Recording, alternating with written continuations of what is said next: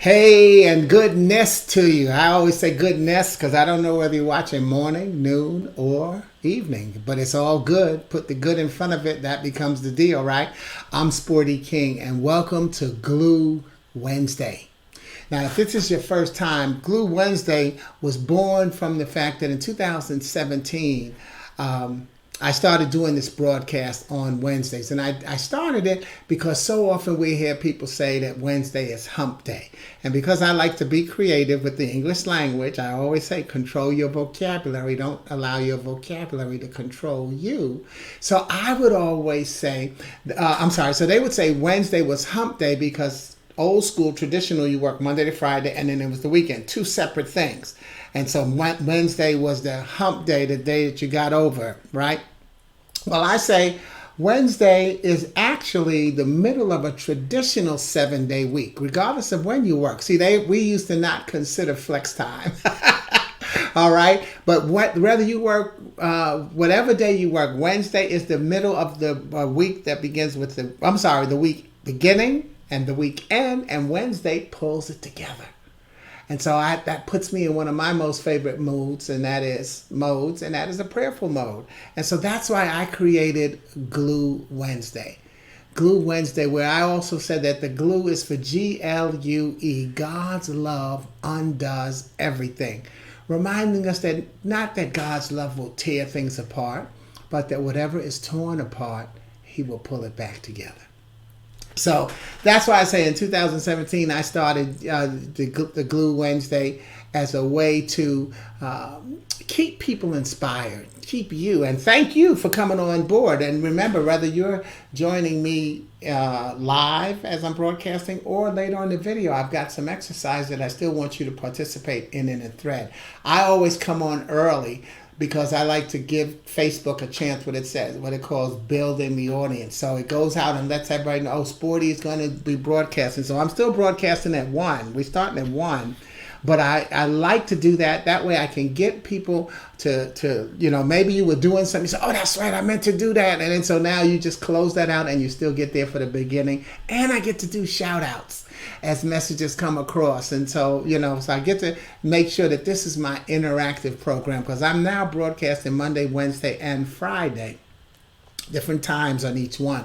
Today is my more interactive one, and that's for 30 to 45 minutes. Monday, I do a 2-minute inspirational, just a video drop-in called the Monday Morning Moment. And then Friday, I do an 8 to 12 minute, it's called Gift Friday. And what I do with that is I'll read one of my original poems, show you how to use it to keep people inspired, and then I'll drop it into the thread so that you can use it as a gift. Download your colorful keepsake copy and you'll have a copy of the poem. So that's Gift Friday. So right now, again, we've got less than 2 minutes for today's message. And hey, there we go. What's going on, Tony? So we get our first hello shout out from Tony. That's it. So that's why, like I said, I like to come on early and get the shout outs and get everybody comfortably in their seats.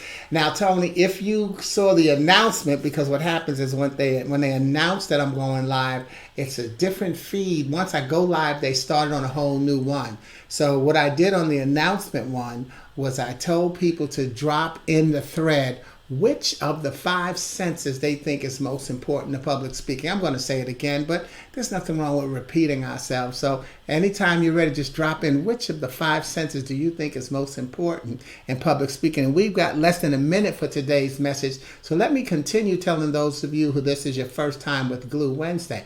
Because what I did was once I started out using Monday, Wednesday, and Friday, in order to come up with different messages, I created what I call the gas series. Because what I do is each week or each message, I would use a different letter in the alphabet as the featured message. And I'd have people drop in the thread words that begin with that letter, and they become my co-authors, and I'd get that word into the message, regardless of what the letter of the message is. So that's what we called it the GAS series, and that's the GAS, the Glue Alphabet series. Because as they dropped it almost seemed like we were on a fire truck. Look, just drop your word in, I'll figure it out. So that's why I like to use that picture with that. And so as people drop their word in the next broadcast, I would get that in. So spoiler alert, our next letter, today we're focusing on the letter V. Our next letter is going to be the letter W. So at any time during the broadcast, if you want to just be one of my co-authors, just drop a word in the thread that begins with the letter W. And again, you can do this whether you are watching live or even if you're watching the video recording, because it's now 1 o'clock, time for us to move on with our message. And so just drop a word that begins with the W in there, and then you'll get that in. So today, though, last week, I posted it and I gave that same introduction. And so here are my people. Oh, but here comes one right now. Vic dropping in. But Vic's got a hello for us. Hey, what's going on, Vic? Y'all see I ain't got my glasses on, so you see I got to do that every now and then. But also I'm using 2 different screens. Learning something new, y'all. Learning what I'm on StreamYard, but I'm also using a software called Prezi, Prezi. I'm not doing a free promo for them. But what that does is that's why you see the... That's why you see, that's why you see the videotape right over my shoulder, okay, where you can actually do a PowerPoint. You can have your slides and they're rolling right over your shoulder, and it has a nice 3D effect look to it, doesn't it? I love doing new things with technology. But anyway, the reason I was so excited to see Vic pop in because I'm just about to introduce my co-authors for today's message. And those 2 people with the letter V are Victor, he gave me the word victory, and Ramona Hopkins, who gave me the word visionary. So these are my co-authors, and I've got to get those 2 words into my message. So again, next week, the letter's going to be W. At any time during this broadcast, if you want a word, you got a word that begins with the letter W and you want it in next week's message, just plop it into the feed and I'll get it in next week's message. But let's move on, because so we've got Visionary and Victory as my 2 co-authors, but the message that we're going to use those to build today is, which is the most important sense for public speaking? And then I got to give that one more shout out to Roger Carroll, because she just popped in. These are my three definite family members are always on with me. I thank y'all. It's good to see you. Everybody else know that you're always welcome to get on here. All right. And I won't stop and shout out everything, but I'll see according to how we go, because I prepare a message, because you know what? That's what you have to realize. A lot of times people say, well, Sporty, you're so good off the cuff. I said, yeah, I am, but I'm even better when I prepare. I think it's so important. If you're a guest speaker, let's say at a graduation or a special event for somebody, don't, let me throw these notes where I'm just speak from the heart. No, write from the heart and then speak. You know, you might not use every single word on your page or your memory, but at least prepare a message for the person. I think that 8 times out of 10, that person that says, I wrote something down, but I decided to speak from the heart, 8 times out of 10, they didn't prepare. And that's just to me, that's just their excuse to sound very authentic. And it's not true. It's not true. You mean to tell me I've got an event so important, whether it's my graduation, my wedding, a child born, dedication, whatever that important occasion is, and you were just going to speak out of the clear blue?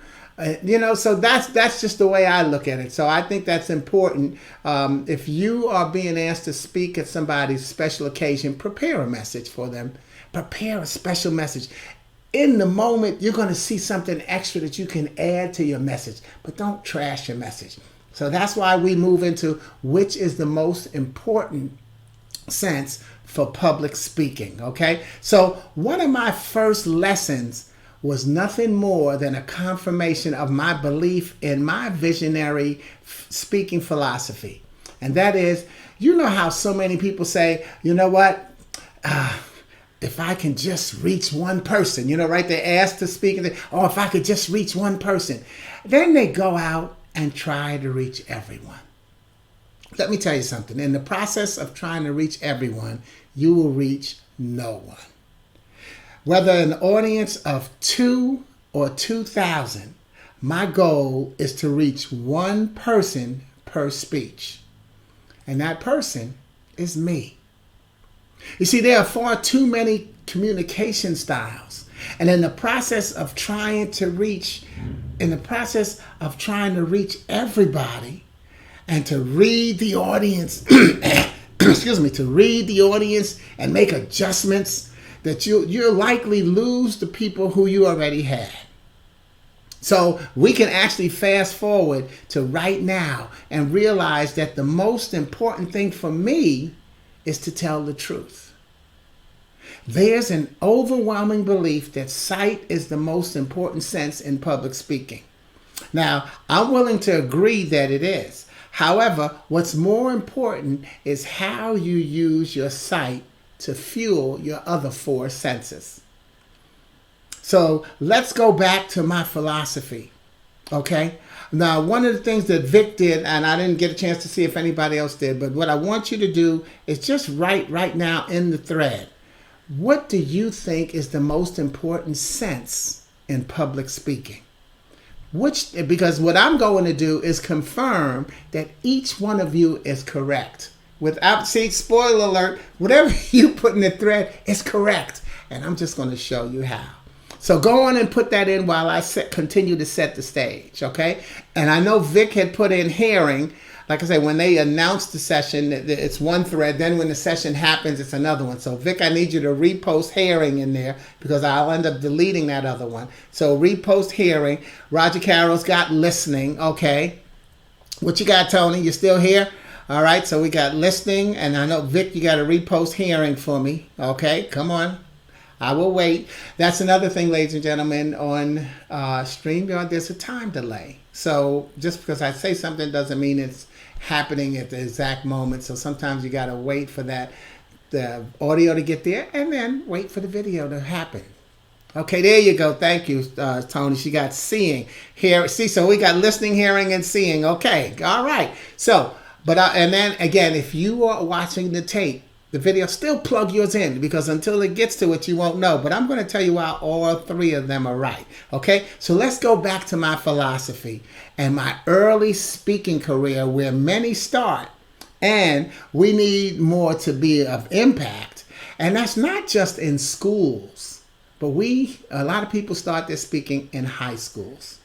In high schools where I believe that independence is starting to take fuller shape. And it's manifesting itself as opinion, options, and opportunities. See, as that teenagers in high school, they get into where they want to express their opinions. They know they have options, between right or wrong of what choices they're going to make because of peer pressure, filtering in. And then they've got opportunities because now they're on the precipice, they're about to go into college or whatever kind of job training. And they're starting to see themselves as being more responsible. So that's why I say independence is starting to take fuller shape in high school. So that's why it's really important that you get in there with that philosophy and reach one person. So I'm going to tell you why. See, one of the first things I used to do when speaking in high schools was I gave the students permission to put their heads down on the desk and close their eyes and go to sleep. And they'd say, what? I said, look, I know that you're not listening with your eyes. See, Tony's got seeing and and I know that you're listening with your ear, you see, and Vic and Roger Carroll's got hearing. All right, I know that you're not listening with your eyes. So therefore, put your head down and go to sleep while I'm speaking. I said the only thing that I ask that you do is that you don't snore. I told them, I said, because snoring interrupts me.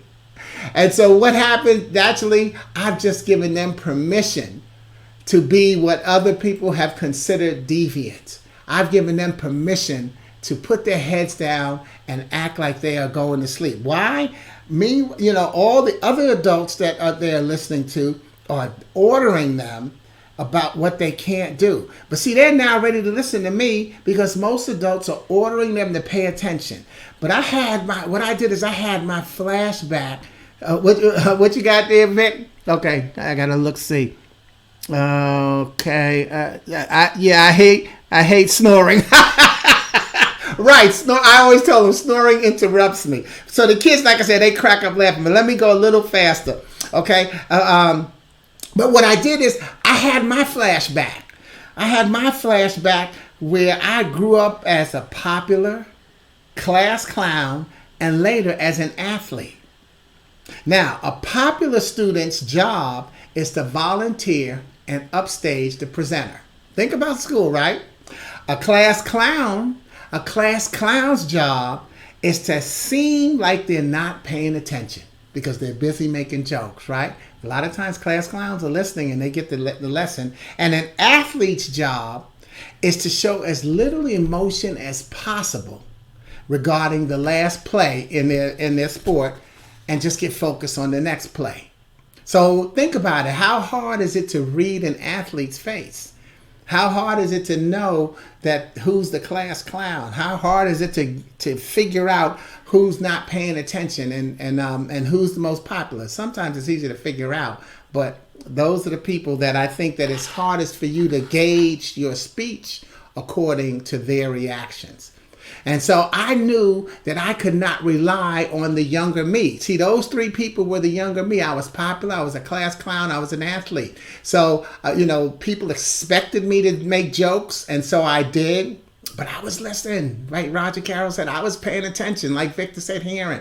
Okay. But as an athlete, think about it. Who do you want on the free throw line with no time on the clock and they got to sink that free throw that's going to make a dish? You want the ones that don't express the emotion. You wanted the calm. See, so that was what I had going on for me. So you couldn't use me to read my face. So therefore, I know I wouldn't use somebody like me in the audience to gauge my success during my performance.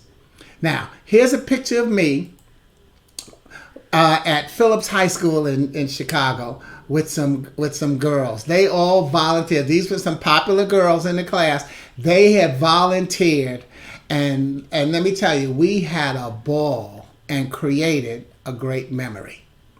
Thus, my message today will introduce to some and fuel to others that the goal is what happens after the speech based on reaching yourself during the speech. You see, if you told the truth, the person who didn't need your message today might need it tomorrow, next week, next month, next year. And when they have that flashback, the most important thing is that you told the truth, because it will affect the decision they are now ready to make. So let's continue talking about sight.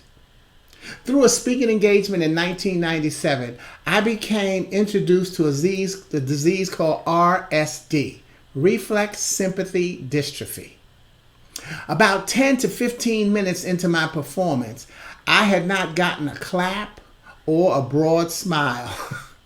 And before I could even think about it, I was told by a woman who had RSD in the crowd, she said, "Sporty, we're thoroughly enjoying you."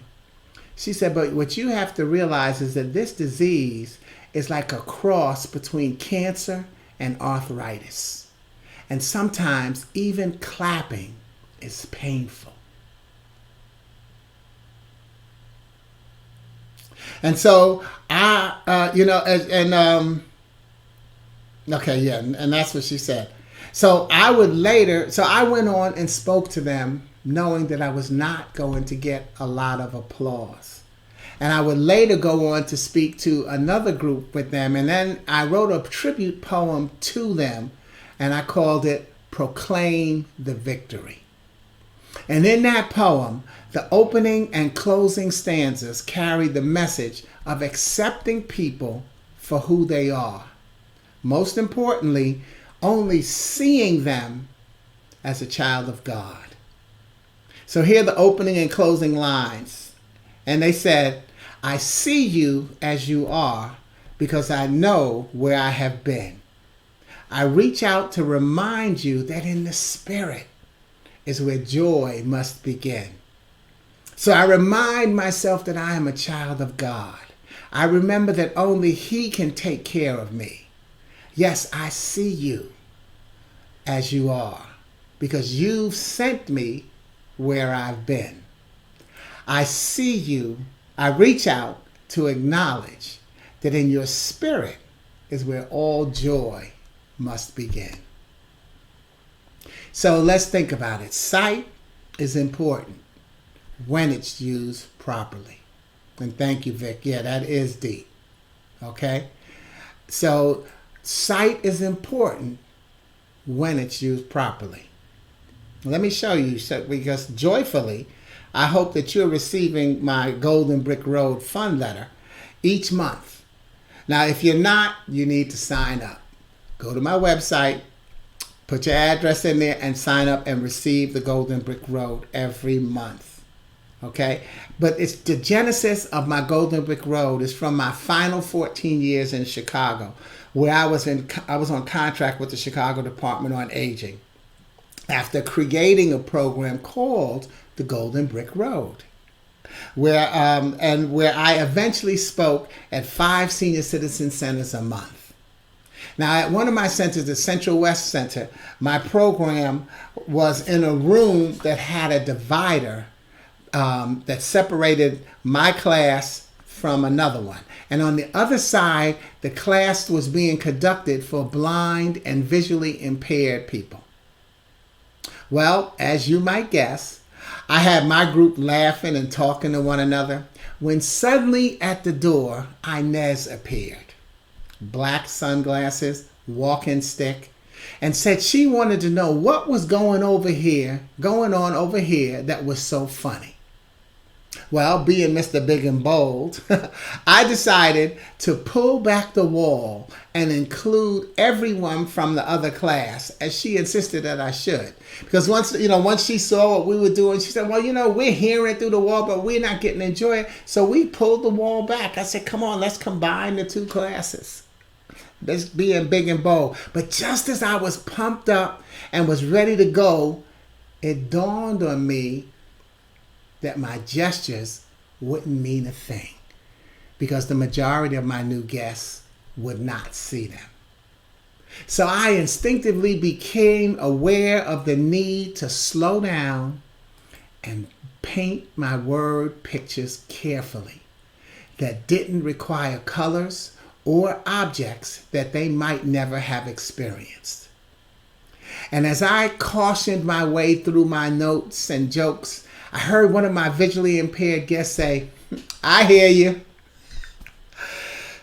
with a big smile on her face. And it settled my spirit into enjoying this new challenge even more.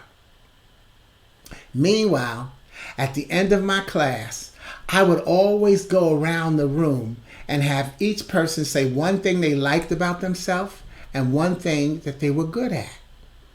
My practice was always standing at the front of the room and then acknowledging the next person as we went row to row. When the time came, I instinctively walked around the room, placed my hand on each person's shoulder to let them know that they were next, and we smoothly implanted my lesson that sight and touch are important when used properly. So by touching them, I saw what I was dealing with, and I realized that I had to bring in my sense of touch.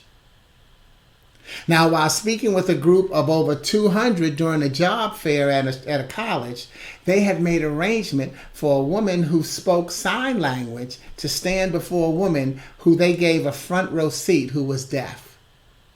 Instinctively, I chose to position myself closer to the woman who I now knew I was speaking through so that my front row guests could, as easily as possible, alternate between watching her interpreter, watching me, and enjoying my gestures. Throughout my performance, there were times where I looked directly at her for my cue to continue, making sure that she got the joke or shared the smile.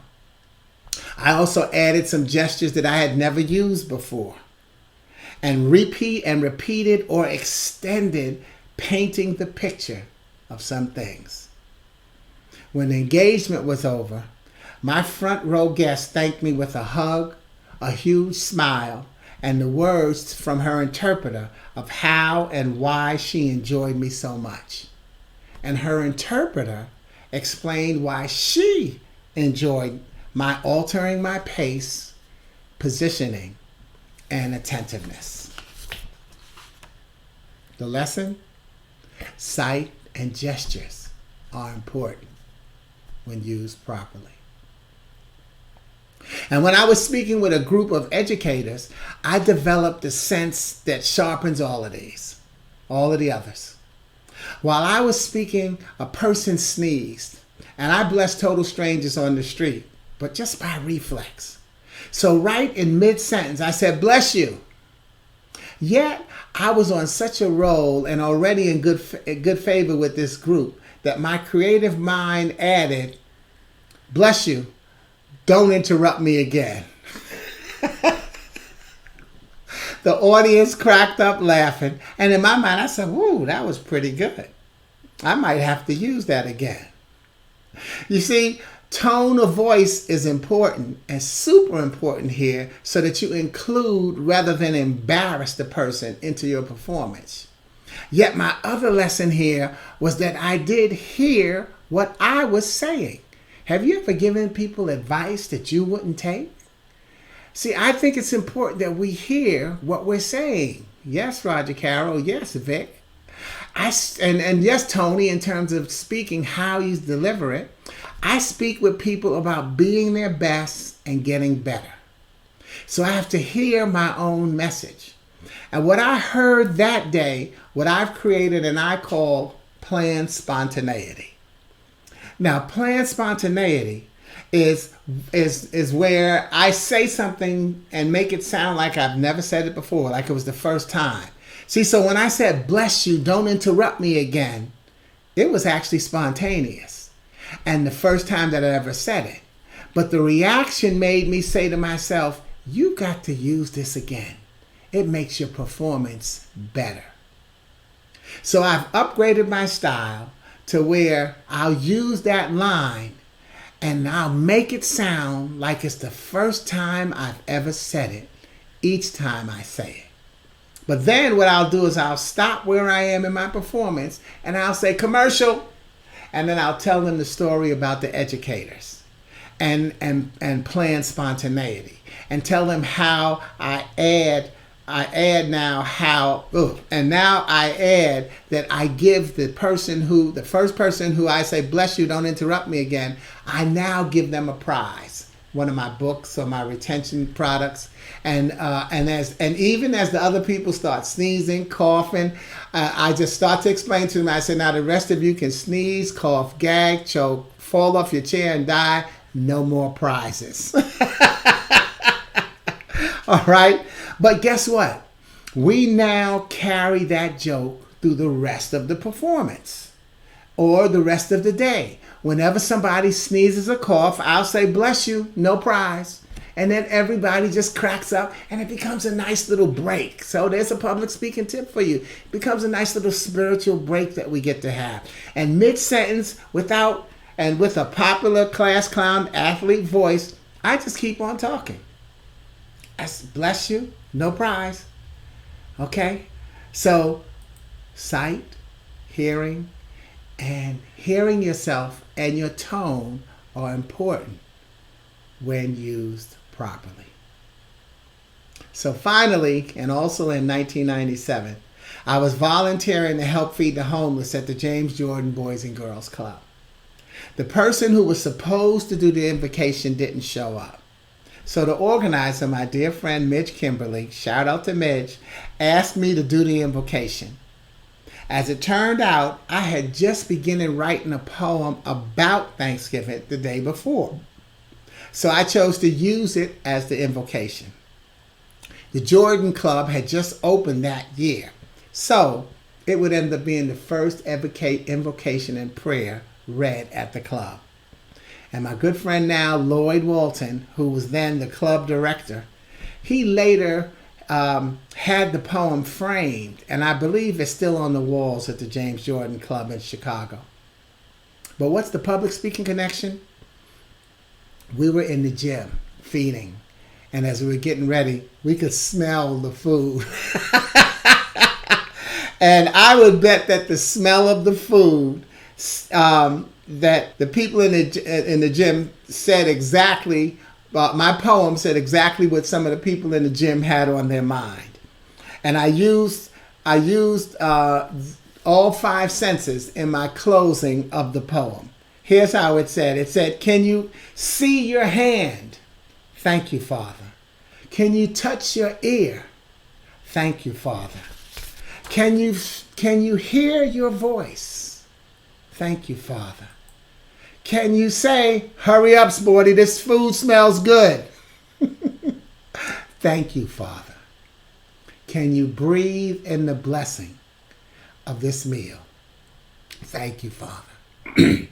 For as there is a time where we are all one step away from homelessness, there is also a time where we must all believe that we are one step away from living true thanks." And all the people said, amen. Sight and smell are important when used properly. So, add it all up. Were you right? Of course you were. But add it all up, and I hope that you can appreciate that the actual most important sense in public speaking is a sense of compassion, pride, and truth. Public speaking is rarely about the words you say as much as it is about the feelings you share.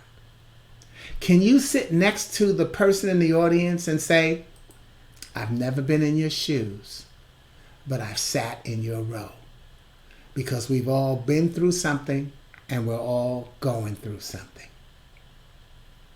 And we each need to be proud of who we are and whose we are, believing that God really does not make mistakes. He provides bumps to help us get the lesson on our journey. And we've got to use all five senses in whatever manner they've been gifted to us. Because think about it, the visually impaired or the blind, they've been gifted. That is a gift that they have in their other four senses. The deaf person, that is a gift they have in the other four senses. My homeless audience, they have a different gift that is using all five of their senses. You have to find, God has gifted each of us with something. Because again, and just to use my homeless crowd, we were serving them.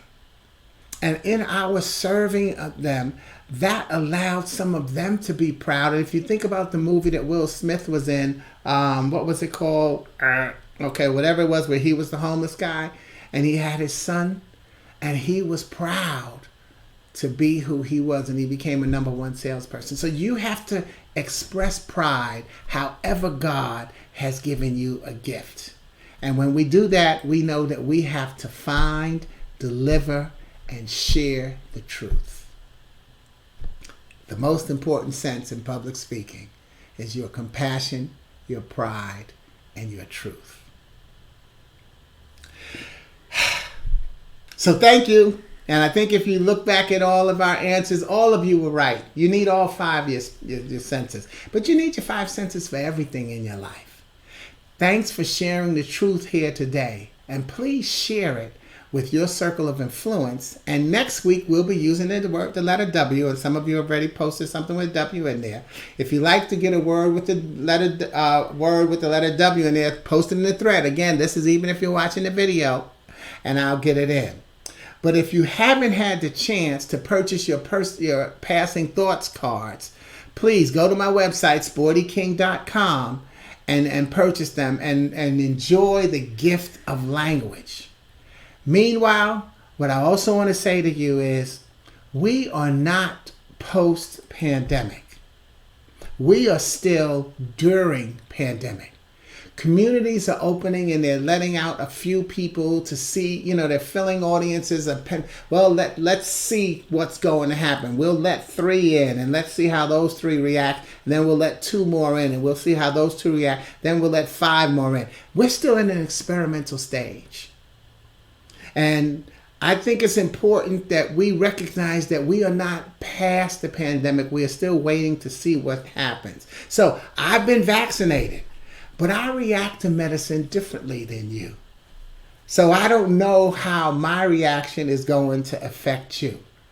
I will choose to continue to wear my mask as we collect more data about this virus and how it affects everybody. Because the data we have does not include what's going on in today's world. It's from what used to happen. And again, God bless our scientists and our doctors who are coming up with these things and measures that they're asking us to take. You be the judge. But I guess, just as I said earlier, depending on your truth. See, my truth is that I'm going to still continue to wear my masks. I believe that we are not through the pandemic. And I'm not going to act like I am. And I believe that if you would follow suit, we got a better chance of getting the right type of data to help everybody. Because in the long run, when we take care of ourselves, we do take care of everybody. Thanks again for taking care of me here on this broadcast of Glue Wednesday. Let me just click some things on there. Tony said, and again, I don't know where these came up, but y'all saw them when they hit the spot. Oh, thank you, Tony. The Pursuit of Happiness. I know that when that hit. And Tony's going to use what? You're going to probably, was that Planned Spontaneity? All right. Thank you, Vic. Excellent. Yeah, the Will Smith movie. Okay, and take care, everybody, and mask on. Again, what is your truth and what do you believe? Thanks again. I'm Sporty King. This has been Glue Wednesday, and I will see you next week. Over and out. God bless you. Ciao.